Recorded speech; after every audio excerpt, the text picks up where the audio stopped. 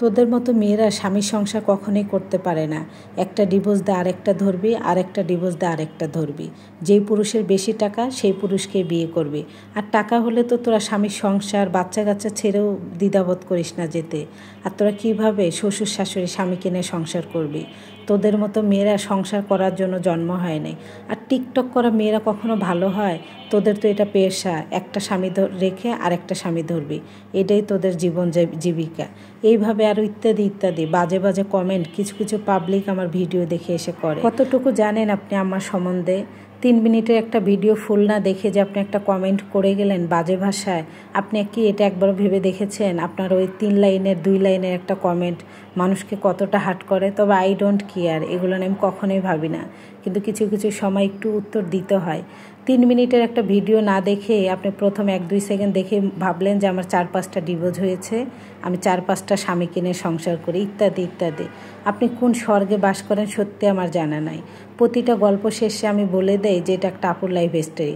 কত আপুদের লাইফে এর থেকে জঘন্য ঘটনা ঘটে গিয়েছে, আপনার কোনো ধারণা আছে?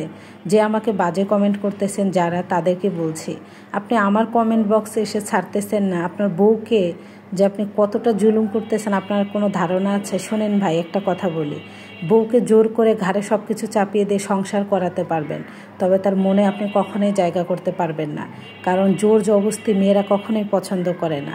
হয়তোবা সে বাচ্চা কাচ্চার জন্য আপনার মুখ খুলে আপনাকে বলবে না বা আপনাকে ছেড়ে যাবে না, কিন্তু আপনি আমার কমেন্ট বক্সে এসে যেভাবে বলে যান, আপনার যে বাস্তব লাইফ এর থেকে ভয়ানক কি না আল্লাহ তাআলা ভালো জানে। যাই হোক, যারা আমাকে ভালোবাসেন তাদের জন্য অনেক অনেক ভালোবাসা, অনেক অনেক দোয়া। আমাকে কত আপুরা যে ইনবক্স করে তাদের লাইফ হিস্ট্রি বলার জন্য, তার থেকে কিছু কিছু নিয়ে আপনাদের সঙ্গে শেয়ার করি। আমারটাও শেয়ার করি, আপুদের সঙ্গে ওইটাও শেয়ার করি, যে এখান থেকে আরেকটা মেয়ে যেন শিক্ষা পায়। আমার ভিডিওটা দেখে যদি একটা মেয়ে তার জীবনে এরকম ভুল না করে, তাহলে এটা তো আমারও ভালো, ওই যে আপুটা শেয়ার করছে তারও ভালো। বা আপনি যদি ভিডিওটা শেয়ার করে আরেকজনকে দেখার সুযোগ করে দেন, তারও ভালো, তাই না? সেও সচেতন হলো যে এরকম প্রেমের ফাঁদে অথবা স্বামীর সাথে এরকম কখনো করবে না, তাহলে সংসারটা টিকে যাবে, এইটাই তো। কিন্তু আপনাদের এই কিছু কিছু পাবলিকের বাজে মন্তব্য সত্যি আমাকে আজকে এই কথাগুলো বলতে বাধ্য করলো। তো কেউ কষ্ট পাবেন না। তো যাই হোক, আমি রান্না বসিয়ে দিয়েছি, রুই মাছ দিয়ে আলু দিয়ে রান্না করব। আমার হাজব্যান্ডকে কয়েকদিন ধরেই বলতেছি একটু বাজার আনবা, মানে উনি মাছ লাভার একজন মানুষ, গোস্তর থেকে ওনার মাছ পছন্দ। আর আমার কি পছন্দ জানেন? মানে আমি এক এক দিন এক এক তরকারি খাবো, সপ্তাহে যদি 2 দিন মাছ খাই, ভর্তা খাবো, শাক খাবো, সবজি খাবো, মানে এরকম একটা। আর ওই এত পরিমাণে মাছ পছন্দ করে, আমার এত প্রতিদিন মাছ খেলে না শরীর কেমন যেন করে, ভালো লাগে না। তোর জন্য আমি রুই মাছ বসায় দিচ্ছি। আর রমজান থেকে আমি এত পরিমাণে করলা ভাজি খাইতেছি কি বলবো। মাছ আমার একটু এখন আর মজা লাগতেছে না, তাই আমার জন্য করলা ভাজি করব।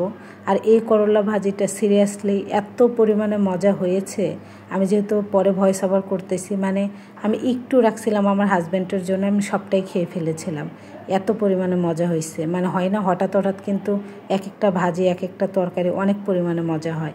আর কলমি শাকটা দিছে আপনাদের ভাইয়া, তো কলমি শাকটা একটুও ভালো ছিল না।